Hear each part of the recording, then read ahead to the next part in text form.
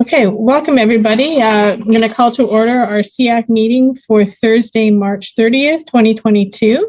I will begin with the land acknowledgement. The Durham District School Board acknowledges that many Indigenous nations have long-standing relationships, both historic and modern, with the territories upon which our school board and schools are located. Today, this area is home to many Indigenous peoples from across Turtle Island. We acknowledge that the Durham region forms a part of the traditional and treaty territory of the Mississauga of Scugog Island First Nation, the Mississauga peoples, and the treaty territory of the Chippewas of Georgina Island First Nation. It is on these ancestral and treaty lands that we teach, learn, and live. The DDSB Human Rights and Equity Statement is the Durham District School Board is committed to learning environments that are safe, welcoming, respectful, equitable, accessible, inclusive, and free from discrimination while placing human rights and equity at the center. We'll begin with the roll call and just ahead of time to acknowledge publicly that we do not have quorum at the moment, so we won't be voting on anything unless and until we do get quorum. We have regrets from our trustee representatives, Darlene Forbes and Donna Edwards, as well as the alternates Patrice Barnes and Linda Stone. We also have regrets from Sensa Renab of Autism Ontario, Jenny McLaughlin of the Black Parent Support Group, Rowan Jarvis of the Learning Disabilities Association, and Kathy Keaty of Voice of Deaf and Hard of Hearing. So we'll begin with the roll call with Durham Down Syndrome. Tara Cully, present. Okay, Early Years Consortium. Nobody at this point. Easter Seals Ontario. We don't have anybody at this point. A member at large. Carolyn McLennan, present. Okay. We don't have our second member at large on board yet. Myself is Eva Kyriakides for the Association for Bright Children and SEAC Chair. Can I ask the staff to introduce themselves? Good evening, it's Kyla McKee, System Lead for Inclusive Student Services. Okay. Good evening, Connor Jiggeson, System Lead for Inclusive Student Services. Okay. Can we get the secondary admin representatives to introduce themselves? Yeah, Anthony Phelan, Vice Principal at Pickering High School. David Robson, Principal at Dr. O'Shea Phillips Public School. Great, thank you. And secondary administration reps? That was me, Ava. Oh, sorry. Elementary, my apologies here. Elementary administration reps? And that was me. So we got them both. Oh, you got them both. Okay, sorry. That's where I was confused. Okay. Thank you. Eva, if I just may, Jim Markowski, yes. Associate Director. I am sitting in for Superintendent McCauley this evening. Oh, great. Thank you. Thank you. Okay. We will move on then to, we cannot approve the minutes for the meeting or the agenda without quorum. So we'll just move on to our staff reports, starting with the administration report. Good evening, everyone. It's Kyla McKee, System Lead, and it's my pleasure to provide the admin report this morning. As we see warmer temperatures and a shift with the world around opening up, we are also cognizant of additional worldwide concerns, such as the conflict in Ukraine and the impact ongoing issues bring to our students and the staff that support them. As an organization, we are focused on everyday resiliency, while also recognizing that we truly need is empathy, compassion, and connection for ourselves and for the students that we serve. Schools will need to pivot once again as COVID guidelines reflect recommendations from health authorities, while also furthering the work in Indigenous rights, human rights, and anti-racism across the system. We continue to see a rise in mental health needs across the system and seek to better understand these needs in order to respond with relevant supports. With March break around the corner, we hope this time brings an opportunity for Durham District School Board staff to rejuvenate in order to continue to support the complex needs of our students and our families. As a district, we recognize 3 key documents that will influence decision-making for student supports and programs that have been recently released. The draft revision to PPM 81, which was discussed at SEAC in February. The Ontario Human Rights Commission Right to Read report. You can expect some follow-up information coming in future months. The K-12 Educational Standards Committee recommendations to government. We look forward to further discussions with SEAC and updates relevant to this document. Planning at this time has shifted to include now, next, and later in phases of our current, summer, and the 2022-2023 school year. Planning for 2022-2023 is well underway, and factors for consideration are the housing growth in our region. DDSB is one of only a few growth enrollment districts in the entire province. Service partners increasing services such as Stewart Homes for Children and Youth with medical complexities. Programming supports through changes in education such as inclusive design grade 9 and the courses that are responding to that. Usually during March SEAC, we are able to share the scope of changes to special education programs. This information will be shared in April this year. We want to ensure that program decisions take into consideration student and family preference choices for in-person learning or learning through DDSB at home or virtual school. The survey will not close or data available to our teams until later this month, as we wanted as a district to give families the best opportunity to make decisions while being cognizant of operational timelines for planning and staffing. Our Inclusive Student Services team has commenced updates to the special education plan. Feedback continues to be sought from SEAC members. We will circulate reminder of the direct link to the document on the DDSB website and survey for your input. I'd like to pause for a moment and see if Associate Director Jim Markowski would like to share any updates or COVID-related information with the group. Thank you, Carla. I'm happy to share with you the most up-to-date information we have regarding the recent Ministry of Education announcements pertaining to health and safety guidance. I should share that the information that I'm going to share with you has been shared with the broad community, with both staff and families yesterday. And here are some highlights that directly apply to the education sector. And I apologize, it might sound like I'm going through a list, but I just want to make sure in the essence of the highlights that I do capture each point. So effective March 14th, vaccination disclosure procedures are being revoked. I will share in relation to masking, we are awaiting the outcome of a special board meeting that is taking place this evening to inform our guidance on masking. We expect to have updated guidance to our staff and families by Friday morning. And there's not much more I could share with you at this point in relation to masking. Effective March 21st, the cohorting and social distancing measures will no longer be required. The daily self-screening verification will also be removed at the school level, with the expectation that staff and students continue to use the self-screen and self-isolate as needed. With that being said, the Ontario self-screening tool has been updated to align with the revised COVID-19 integrated testing and case contact and outbreak management interim guidance that was implemented back in January. The limitation on all in-person gatherings has been removed.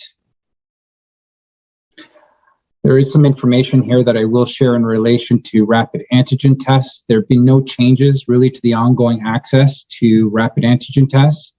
Bi-weekly shipments of rapid antigen tests will continue to support symptomatic testing only for staff and students. And we will continue to distribute rapid antigen tests to staff and students who return from any unplanned absence. Plans are in the development to open up community use of schools later in March, and the limitation on visitors/volunteers in schools has also been lifted. No vaccination disclosure will apply to visitors or volunteers in schools as well. Schools will continue to report on a daily absenteeism through the, we have a reporting tool that goes directly to the ministry, and that is set to continue until April the 14th. We have been informed by the ministry that they are reviewing and monitoring absenteeism, and they will determine if the requirement to go beyond April 14th will be required, and they'll communicate to that with us at a later time. And then finally, the following health and safety measures will continue to remain in place for the duration of the 21-22 school year. Enhanced cleaning and disinfection, promotion of respiratory etiquette and integration of hand hygiene practices, isolation rooms and clinician rooms in our schools, ventilation measures, and the promotion of vaccination for students, staff, and families. Kyla, that is my update, and I tried to keep that as concise as possible. And as I mentioned, we will have further update from the board meeting tonight, which we will share the outcome with families tomorrow morning. Thanks so much. This continues to be a challenging school year for students, staff, and families. What is strong within that is a commitment to community, to connection, and to each other, with a centering on human rights and equity, always keeping children and youth at the core. This is our administrative report for March 2022. All right, thank you, Carla. Does anybody have any questions with respect to the, Tara, go ahead. Unmute, that's helpful. Question on, depending upon the outcome, obviously, of what the board decides tonight, in terms of, I guess, in terms of what we feel is safe for the Durham board, will there potentially be an opportunity for parents to maybe reevaluate DDSB at home if they are not comfortable with the decision in terms of we're not going to be putting masks on? If that happens, that masks can be taken off, but I'm not comfortable yet, I don't want my child in person anymore. Are we allowing for that conversation? Well, I don't mind taking the question if I may. So that is a great question, Tara. What I would recommend, if that families find themselves in that situation, that they reach out to their principal. The principal can connect with the family of school system lead, and then we would ultimately examine each situation on a case-by-case basis. Mm-hmm. Okay. All right. Thanks. Does anybody else have any questions? I have one, if nobody else has any, just because of the timing of the year, time of year. Typically in around this time would be the gifted orientation. With the restrictions being lifted on gathering, would that be going ahead in person, or is that going to still continue to be a virtual event this year? I'll take that one. At this time, my understanding is it's still planned to be a virtual event. All planning was always done with it being in mind that it's going to be virtual. And we also know that in some of our other opportunities, we were able to gather or have a greater extensive audience being able to participate because of the virtual opportunities. I think even to Tara's point, the recognition that not all families will feel the same way. A virtual opportunity allows for access for everyone. So I think with the short turnaround timelines as to when we may flip and that some things are gradually going to get back to normal, we'll continue to go ahead and plan with the intent of a virtual event. And then should that change, then there'll be possibly a secondary opportunity, but I would anticipate us staying with virtual for this year and then moving back to a more typical plan in the future. Okay, thank you. Is that virtual event like a live event, or is it a video event? We can get you some more details and share it with SEAC in terms of the intent, the agenda, any planning that's going to be done for that. Okay, thank you. Yeah, just because myself and my alternate often attended the in-person ones as well, so sort of that parent perspective and also to bring the SEAC voice there. Yeah, okay, thank you. Okay, if there's no further questions, then we'll move on because we can't have a board report right now. Inclusive Student Services Department report.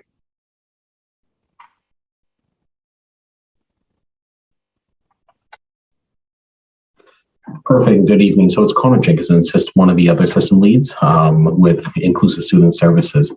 So as we know, we have had, through a collaborative partnership with communications, we are able to provide resources to our school communities through social media campaigns that are providing schools the opportunity to share with their community various resources related to mental health and well-being. And this slide, as well as some of the upcoming slides, are examples just prove what has actually been happening. And you'll notice that there is that collaborative partnership between our creative services as well as our mental health team, and that is including our social worker, psychological services, and our mental health leader as well. So it's been very well received, and we have resources that are available for staff in addition to that as well. March, we also want to highlight is Social Work Month, and our social workers are a very valuable resource and that are part of the fabric of our schools. And we're often in education looking for the impact that our schools and our systems that we have that are in place. And this is an example of impact. So Nicole is from our social work team, and when we look at this, there was an assignment at one of the schools, and it was at one of the schools that Nicole is serving. And it was about celebrating Black excellence in Canada and in the community. And one of the students wanted to interview Nicole, and is seeing the quote, we can definitely see why she wanted to. So we do know, and we do highlight that as this is March of Social Work Month, that our social workers are truly making a difference, and they are having an impact with so many of our families. And it speaks volumes that a grade 1-2 student wanted to be able to interview their school's social worker as well. So that speaks to the fact that they are having an impact in the schools and are quite visible as well. Please note that we are continuing. So just wanted to bring one update to this, that this was a session that was provided previously on February 10th that was very well attended that we noted, but we wanted to make sure that in the deck that was being shared to SEAC that there was the update that included the link to the recording in case anybody wasn't able to view that. And we also wanted to highlight that as this webinar series continues, our two transition to work pathway counselors have been working very hard to be able to put the series together and have been working to bring this together in a sense. So the next one is after March break on March 24th. So please mark your calendars where they have had a chance to be able to bring Durham College into our situation. And our transition coordinator team has been working directly with that team, and they wanted to highlight the programs that Durham College also has, including the community integration for community education, as well as the access and support center that are there, because these are all structures and highly successful and highly inclusive structures that support our students as they make that transition into post-secondary education and being able to make that an inclusive environment for them as well. We also want to highlight, as Kyla did in the administration report, that the right to read inquiry the report was released from the Ontario Human Rights Commission. And as a system, we've been awaiting the release of the report. And I want to say we're already engaged in interdepartmental teams to understand and work through the report and how it applies to Durham contexts, while still cognizant that all districts are awaiting the response and direction from the Ministry of Education as well. And we will continue to bring back the updates and learnings around the work and any of the next steps from the right to read inquiry back to SEAC in the future. There are also notes around various bursaries, awards, and funding that are available for our students, so please take note of those. We also wanted to bring a special highlight to our special education resource teachers, because they are an ongoing and dedicated work, and we wanted to illuminate the integral job that they play within the system and within the structures of the schools, because oftentimes when students and families are starting on the pathway to receiving supports from our Inclusive Student Services team, it's the CERT who is often that first person who is starting that conversation, and it's such an integral part of the success of our students. So as such, the CERTs, we know that we need to be able to provide resources and supports to them as this, but this has been challenging during the current climate, because we do know that across Ontario, there has been shortages in occasional staff to be able to do that. And that is a typical mechanism for us to be able to engage in some of that professional development, where we can release the certs and be able to bring them into this. So what we have been able to look at is we've continued the practice of the e-bulletin. So it's something that is sent out to our certs once a week, and it addresses many standing items, which we'll take a look at in the next slide, as well as topics that are much more pertinent, time-sensitive, and responsive to ongoing themes and questions. And again, we are looking forward to eventually down the road being able to get into larger format PD sessions where we are building their capacity and trying to build upon the wealth of resources, because we do know that our certs are a wealth of resources for our students, our families, and our staff and team members, and we want to ensure that their development is ongoing. So these are just some of the standing items that we have in our e-bulletin for certs, which is also shared out in our to our administrative teams as well. So it's ongoing communication around how we can always highlight and build on various facets. Please also mark your calendars. I wanted to definitely highlight that March 21st is World Down Syndrome Day, and I want you to mark your calendars because it's the first day when we arrive back from after the break. So make sure that you do have that marked in your calendars and that you are engaging with some of the social media as well as highlighting March 26th, Epilepsy Day, and as well as calling out for the Neurodivergent Affinity Network of Educators. They were asking for support to be able to spread the word, and they're asking for SEAC to engage. So it's looking at their Infinity Network and being able to do their summit. So this is over March 27th to April 2nd, and they will be hosting a series of live streams as well as screenings, as well as video webinars and question and answer periods. So it's an exciting opportunity for many of our families. So please definitely take a look and see if you're interested. Please definitely do follow that link to be able to register for yourself. And I do know that as we are continuing with SEAC, we're excited that we are all going to be engaging in the Fitzgerald work as well as anti-racism, universal design for learning. And when we bring that ahead, we are excited to engage that work because it is an amazing resource. And I know the books are on order and they are coming sometime soon to a doorstep or a mailbox near you in that sense. So thank you so much. That is our department report for March. Thank you very much. Does anybody have any questions with respect to the department report?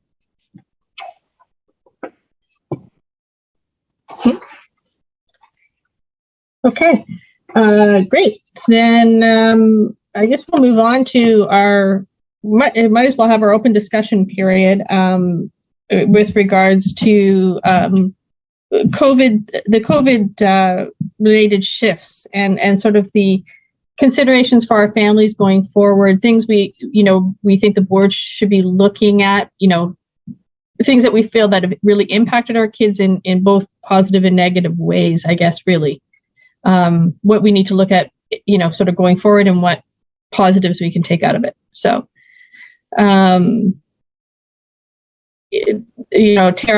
I know your son's in a small class placement, so maybe you have a bit of perspective on some of what's happened with COVID and barriers and stuff that the kids in his class may have faced. Yeah, well, I mean, I can speak for for my own son. I mean, it's pretty stereotypical for a child with Down syndrome. It's the whole concept of speech, and any child that has speech issues is further exacerbated when you have like the mask on. We're hopefully at some point we're getting through, but that's been a huge detractor. Expressly speaking for my son, for sure, for the last sort of 2 years, the stops and the starts, and children with difficulty with routines and transitions in routines, all who are in lockdown now or not.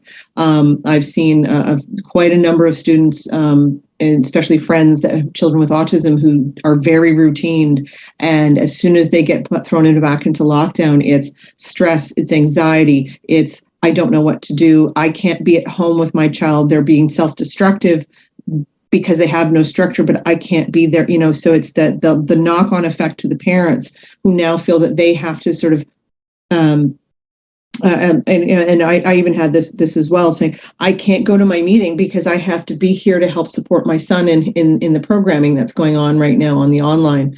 So that definitely took a toll on the family as well. But you just all of that. It's like death by 1,000 cuts is basically kind of how I sort of described it to the last person when we were chatting about that. Is that it's one of those things. And now the one thing that's kind of, now that things are opening back up, a lot of workplaces are now going to hybrid work solutions where you can work from home some days and work and be in the office some days. So it's not 5 days a week anymore. What does it do to our transportation needs for children that need to be bused, where a few times a week they've got someone at home if they are doing to and back from the home, but now parents are not going to be there because there's a hybrid scenario.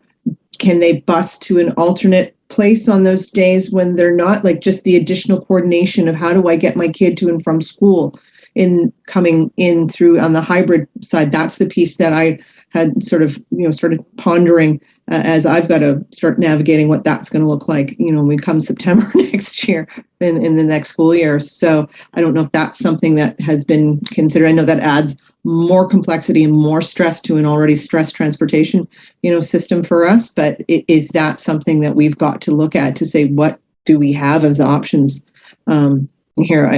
I don't know if on a case by case that we allow that in today, but if it becomes a lot more prevalent, that just means the bus routing is going to be really complicated. So just things to keep going. That's, I guess, in a nutshell, what we've been seeing anyway. Yeah, thank you, Tara. That's actually an interesting consideration. I hadn't thought of that, whereas a child would need to be picked up at home, say Monday to Wednesday, but at a babysitter's or daycare Thursday, Friday type of thing, right? Yeah. Or even in the morning on the pickup.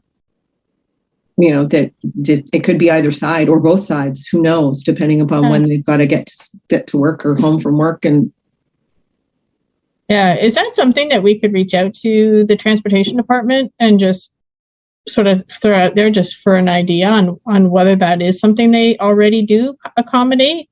Because I know there's situations where kids are at, mom's one week and dad's the next, right? And whether that's something, and unless somebody already knows the answer to that, but I can, Kyla, do you want me to weigh in there? Yeah, please. I know, I don't want to speak broadly, but I know there are in circumstances that would require special attention that you're requiring. I believe transportation does work with the school and the family to determine kind of what would a kind of feasible option. It may look very different depending on the routing that's available, which is why I want to limit kind of my comments, because it really does become a DSTS issue, and sort of the family working with the school and DSTS to explore what options exist. Yeah, that's because that is an interesting consideration that will be something probably a little more prevalent going forward. That was really more my thinking on that, is that this is now a shift in the way people are working. So it's less of an exception case by case sort of basis. And it may be more of a prevalent thing that half the students that are busing right now have much more complex, routing needs. That's what is that going to look like? Do we need to tackle that in a bigger fashion, or do we still want to handle it on a case by case basis? Just thoughts for, going forward in the next year. Eva, through you, just some additional comments that when we're still in the middle of a driver shortage, it is not a time where those kinds of complexities are going to be easily navigated, but also the fact that families will not be able to arrange those directly with DSTS. It is very much a part of a transportation plan that does get developed through partnerships with schools. And so if there are some important considerations for families, the first step is absolutely your school principal, and they will work with the ISS team to be talking to DSTS, but a recognition that that is not necessarily a possibility at a time where it would expand routes, at a time where we don't have enough drivers to be driving the routes that exist. So if you add in a second pickup or drop-off location, that could be an entirely different route that wasn't in place before. And those pivots and shifts would not be done in a quick and easy fashion. They would have to be done for very unique circumstances and looking at those, other possible options. So again, individual consideration. I'm not sure that it could be done on a grander scale.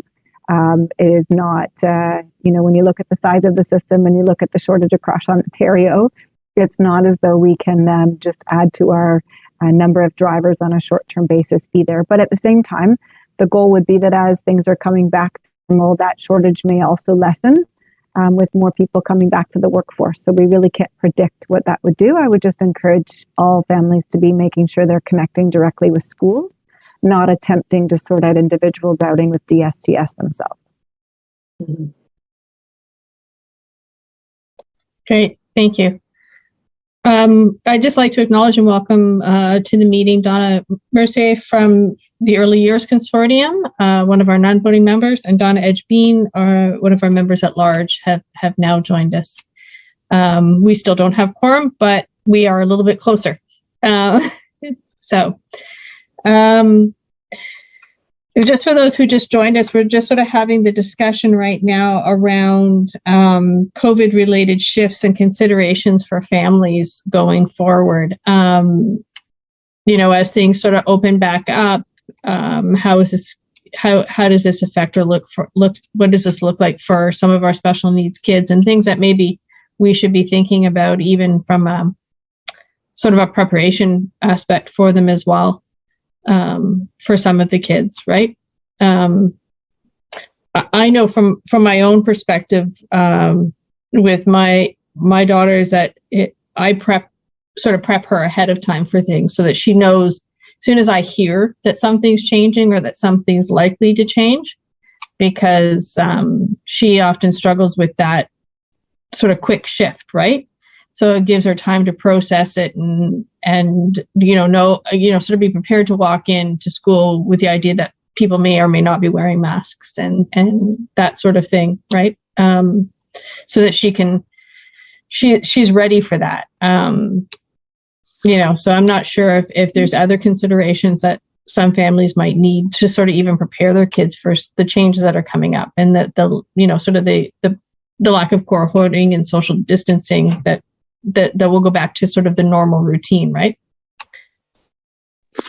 Ava, I'm wondering perhaps the reason why you don't have everybody on board is the initial link that was sent out.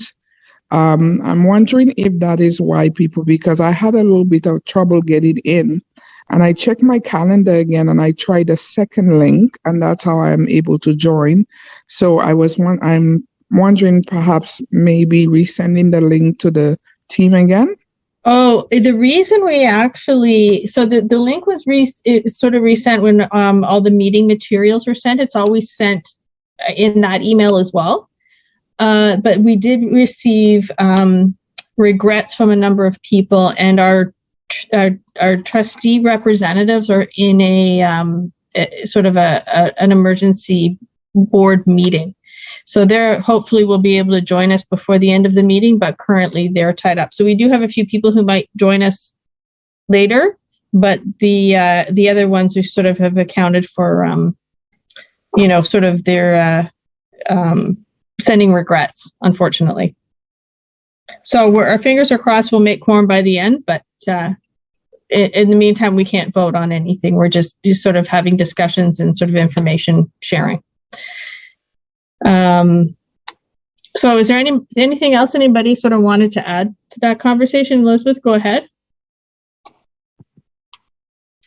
So I should probably start with just my name and introductions, because I think I was skipped over during roll call. So it's Elizabeth Daniel, representing the Ontario Association for Families of Children with Communication Disorders. And my apologies, Elizabeth. I didn't realize I skipped over you. I've got a bunch of things marked up on my paper. Yeah, that's okay. I think it would be remiss of me to represent OAFCCD and not comment on speech and language in the context of this discussion, because I think this back and forth between online and in-person learning and the implementation of social distancing and masking and all of that has had a big impact on all sorts of aspects of speech and language, like articulation, phonological awareness, developing literacy. And I have some concerns about whether we're going to be seeing gaps as children are aging and transitioning from the learning to read to reading to learn stage. And I just want to make sure that we're all on top of catching kids up in that way. And there's been, I think I mentioned in the last meeting that there's some positive in that we've developed a system of flexibility in the provision of speech therapy where we are better at shifting back and forth and providing some services online and bringing parents in more readily, but still, because we had that learning curve and changes in service provision, then wait lists have grown, and there's all sorts of different challenges related to this particular area of learning.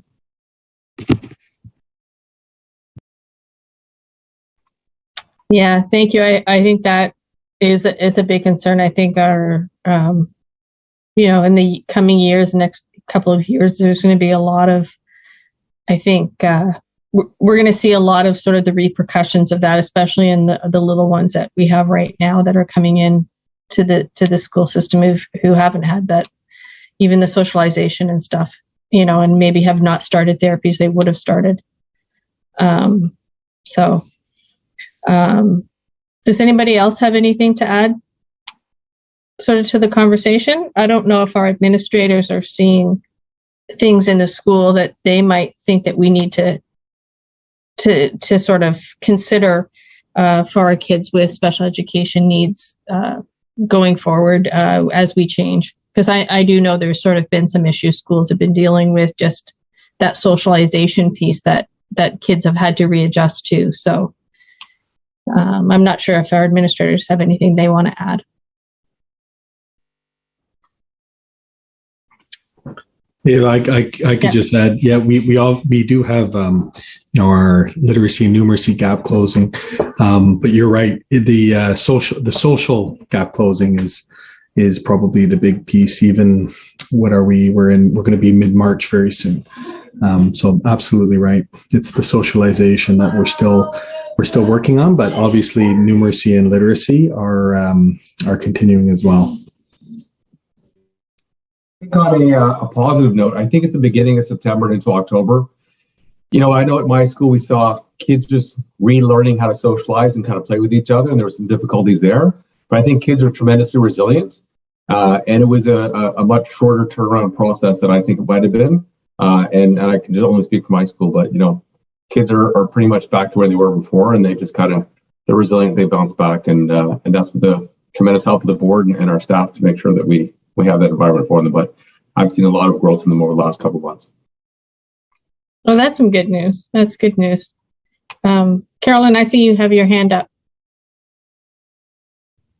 Yeah, I'm just wondering if there's any sort of direction or maybe even curriculum materials for the teachers on how to talk to the children about some of these shifts back into sort of normal, reestablishing some of the norms that were in existence before the pandemic, because some of them, depending on their age, may not have had a school experience at all prior to the pandemic, so they're not sure about it. And also, having taught them all the social distancing, mask wearing, all of these things, how do you get them to now a new normal without them thinking, well, we've learned not to do these things? How do we unlearn some of these things? Are there some guidelines for the teachers in terms of age appropriate teaching of some of these things, just to transition them and maybe reassure the children that things are okay? Because it's sometimes really hard to learn some things once we've put them in. For us, it's temporary as adults. For these children, that's all some of them have now known for the last 2 years. Eva, through you. Yeah. I would just say that this decision to return to a more normal, even the masking changes, has been very quick and has not yet really even been fully decided upon. So heading into a break next week is not going to necessarily allow us to have these resources available in a timely manner, but very much like the response that was provided by our department and well beyond our department when we did have to shift and pivot over and over and over again around masks and protocols and spacing and all those kinds of things. A number of collaborative efforts were made to provide such resources, and I would anticipate the same type of response will be coming. Right now, the timing is part of the barrier, but absolutely there will be messaging and ongoing support to all schools about the recognition of very much the points you're making, Carolyn, about how we need to have something to walk kids through, how we need to prepare them to the best of our ability. And I would say, depending on some decisions that are even made this evening, communication to families about the importance and significance of having those discussions with your kids before they return after a week-long break as well. So lots of layers for sure. And I'm sure that our department will be working diligently to make sure we can support schools in those conversations with ongoing building and developing of resources, very much like we responded with mask tolerance and all those kinds of things to support our learners. Can't promise, but I would absolutely think it's part of the mix. Good, good. Tara, I think you were waving a hand there. Yeah, go ahead. Yeah, just the really good point, Carolyn. The other thing as well is there are going to be students who are not ready to take that mask off and those sorts of things, and that is okay. And it is all about be kind to your classmates. Just because you're ready to take that mask off and Susie does not make Susie a chicken or make Susie, or something to be made fun of. It's whatever you're comfortable with, and those sorts of messaging as well. Saying that, that those are the conversations I'm having with my kids right now is you do you, buddy. You do you. Let everybody else do them. And whatever they decide and whatever you decide is fine. Right? That is okay. It doesn't mean one thing or the other, and that kind of thing as well. So hopefully that messaging is in there as well as sort of that whole everyone's empathy levels are probably at an all-time low at this point with everything that's going on. But just that kind of messaging as well, I think would go a long way for the kids too, to say you're okay if you want to keep your mask on, bud. That's okay. If that's where we go from a decision, obviously we don't know. We'll see what happens in the coming days, but that sort of thing will be probably some good things to help keep that empathy up with the kids too. So they've been pretty resilient and empathetic, but keeping that going, I think, is really good. And I'd like to add, I think there are a lot of great resources that are out there. There's CAMH, we've had them into our school. I know our school and a lot of schools use the School Mental Health Ontario website. Fantastic resources for our staff. So there's a lot of things that are already going on that'll kind of continue that'll just facilitate that transition back to some normalcy, hopefully sooner rather than later. So. And again, through you, just in terms of that understanding, to Tara's point about messaging, I know I was having a discussion with Superintendent Davis not too long ago, and even that there are many schools who will have many people who, regardless of decisions made as a policy or a change, will have lots of kids and families feeling they may need to keep the mask on. And so the discussion that we were having was very much that everything we've been doing right now is trying to honor who people are, their values, their beliefs. And so this would be another example of how we need to honor what those values and needs are. And also that anything we're doing needs to be gradual. And that has been the message ongoing. It is not going to be a fulsome return back in any direction because of the scaffolding, because of the need to have conversations, because of the need to prepare students and teachers and families about what that now looks like, while also wanting to continue to support health and safety to the best of our ability. So lots and lots of layers, but very much to that same point of being able to honor the decisions of each individual student and family, regardless of what the policy may shift or change to as far as expectations or requirements. I don't think anybody is going to say you can't continue to wear a mask. It's more that you don't have to if that's the decision that's being made. So again, absolutely recognize the importance of respecting individual decisions. And I know that all schools will be focused on that as part of messaging. Donna, I see your hand up. I'm just adding for the post-secondary side of things that to complicate things in households that have older children that live in the household, to make it even more complicated, colleges and universities across Ontario have decided to wait till the end of winter semester before they make any changes. So masking will be required inside our walls until the end of April, just to make it another more complicated thing. So that makes it really hard because, you go everywhere else and you don't have to, you have a choice. But when you come into our security, we'll be checking to make sure, just to add another layer of confusion to, the families that are, have, multi-generational, et cetera, or just older kids in their households. So just thought I would add that in. Yeah, thank you, Donna. I mean, that is an excellent point. And, kind of logical in a sense, especially with March break happening to sort of continue it through to then, it almost seems like that makes the most sense. But I think, speaking to sort of what David had put forward with respect to accessing the mental health resources and stuff, I do think we need to really continue, because I think if there's one lesson we've learned out of this pandemic is that isolation is really hard on our kids. Social distancing is really hard on our kids. The mental health impacts have been great. And we need to, I think that we're going to see that going into, the next year, at least, I think, before we start seeing that really work itself out with our kids, because the number of kids I know of that are struggling is just astounding right now. So, I think that's the thing I would continue to push forward, because again, when you have kids you may have kids who have anxieties about the idea of the masks coming off, or lack of cohorting or social distancing. You may have concerns, they might have heightened insecurities or anxiety as a result of that. So definitely things to consider. All right. Does anybody else have anything to add to that discussion? Okay. Then we will move on to, we didn't have any businesses arising from the minutes. Tara, we were going to talk about the education financing deputation, which Tara has agreed kindly to take on again. So is there anything that you need for that, Tara, still? What do we have? Anything we have? We've got... I feel like Andrea circulated something to us. Okay. Last week.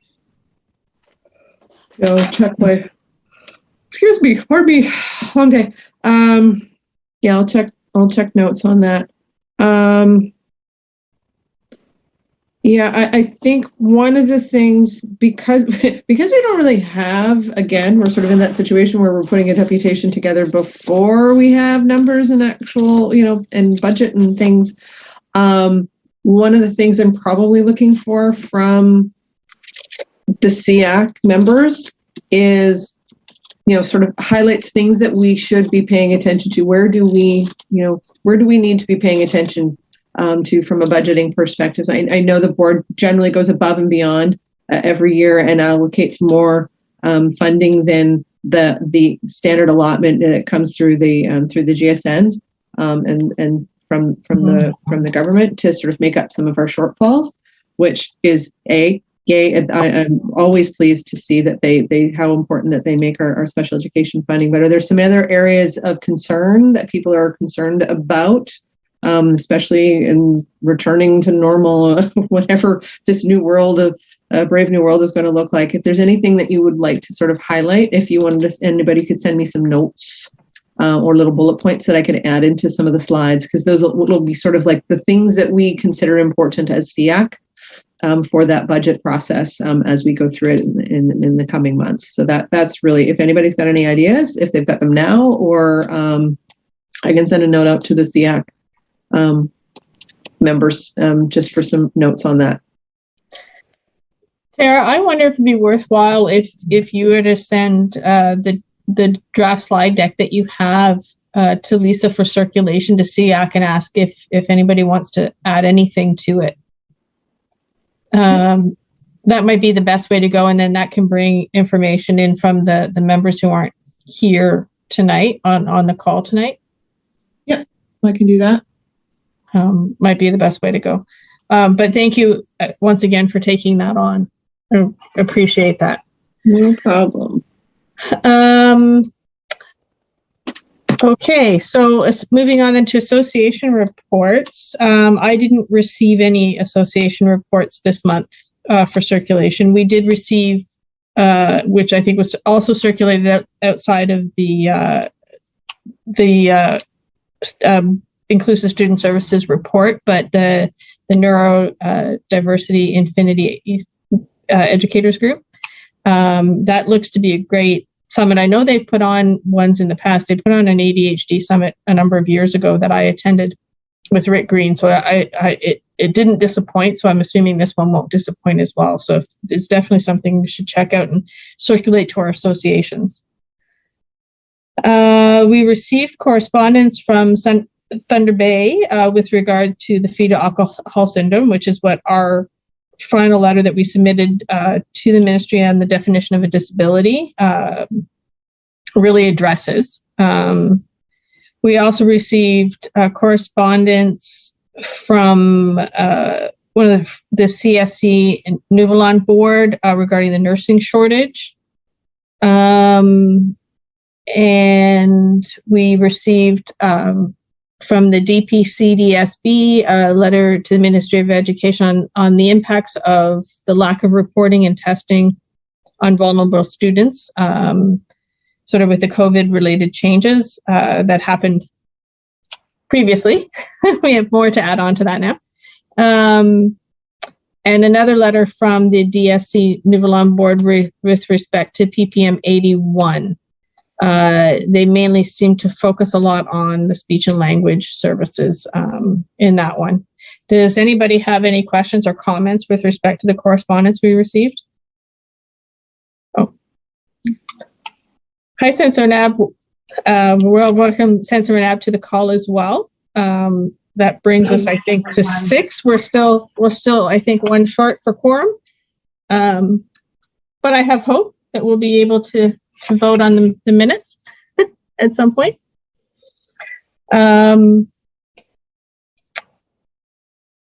Okay, so if we don't have any questions with respect to any of the correspondence, we move on then to community concerns.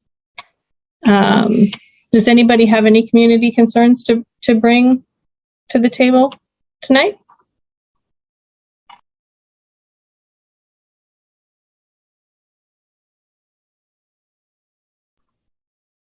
No? Okay. Then we're moving on to celebrations and successes. Does anybody have any celebrations or successes to bring to the table tonight? Tara? It's really little, but it was really awesome. Adam got his own breakfast all by himself. It was one of those ones that we're used to kind of grabbing all the bits and pieces and then because it's just that. And he was running late. I was running late. I'm like, I'll see you in a second. I got to go get your brother to school. I come back and he's eaten breakfast. He's gotten the bowl of cereal out. He's pulled everything out. He's managed to get like the full bag, like how usually you get like that full bag of like with a bag of milk and then it falls everywhere and it goes sploosh everywhere. He got it in the bowl, like everything, no problem. I was like, you're getting your own breakfast now, bud. Perfect.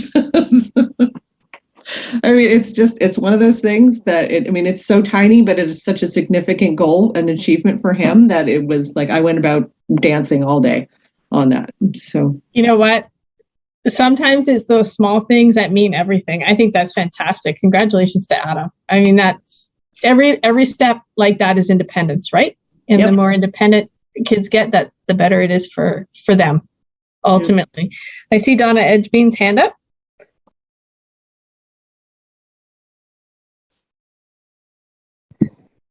I was just clapping.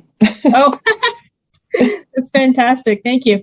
And I'm happy to announce our 2 trustee representatives, Darlene Forbes and Donna Edwards, have arrived on the call as well. So we officially have quorum. Yay. So we can circle back to approval of the agenda. Does anybody want that we've pretty much gone through, but not entirely. Anybody want to make a motion to approve the agenda? Darlene, seconders? Tara, all in favor? Motion passed. Thank you.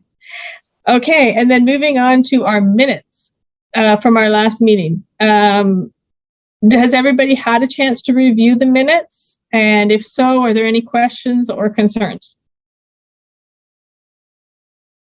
Okay, if there's no questions or concerns, does somebody want to make a motion to approve the minutes? Tara, seconders, Donna, all in favor? Motion passed. Excellent. Then we can circle back to board report, which I'm now excited about. The board report. Of course, we just finished our special board meeting where the board did rescind its motion to for mandatory masking from JK to 12. But we also ensured that we would continue to provide, just as a precautionary, because even though the government has said that they would continue to provide masking to school boards for everyone, and et cetera, for the remainder of the school year, we wanted as a board to ensure that we would continue to that if something should change, because we do know that the government has a tendency to change their mind or their direction sometimes. So we added that fact that we will still continue to provide the masking and PPE for both students and staff should they choose to wear them, and that we will basically be having a mask-friendly environment to ensure those that want to wear masks can continue to wear masks, and as I said, in a very mask-friendly environment. So that's sort of what just happened at that special board meeting. As far as standing was concerned, we did have a presentation from a group presentation from the Affinity Networks that to the board.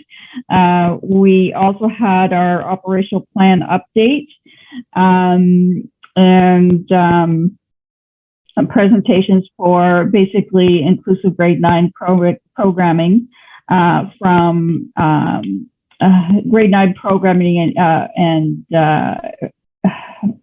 from Ajax High School. And we also had the positive school climate update that was presented by Secretary Gary Crossdale. Update on our capital priorities program, which you may have noted that we've had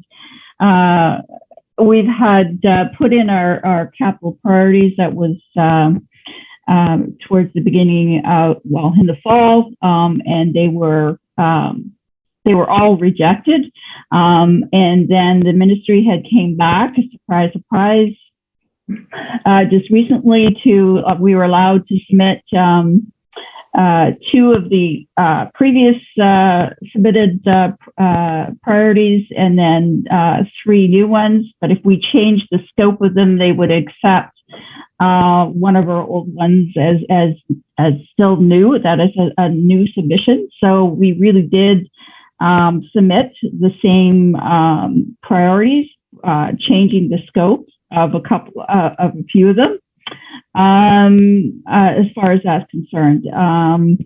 And we're hoping that this time, especially one of them is for a secondary school in Oshawa, where Trustee Four represents, a very needed cert. It's been submitted something like 6 times, and there's a huge demand there. So we are looking as far as that is concerned. So hopefully we'll get some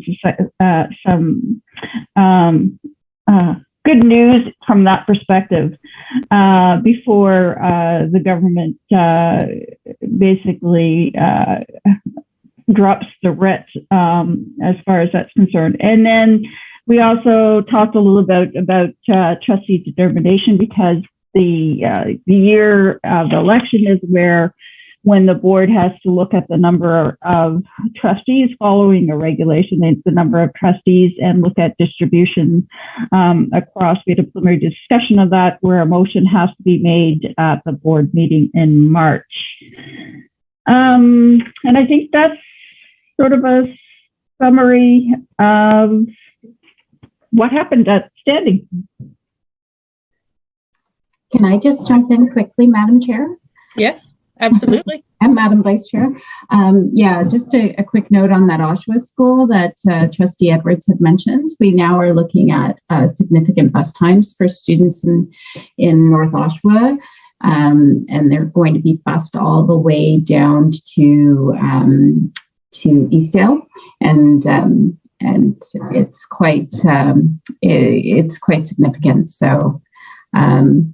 We're hoping that the next round will be successful. But thank you, Trustee Edwards, for capturing our latest updates. Thank you very much. Thank you very much. Does anybody have any questions with respect to the board report?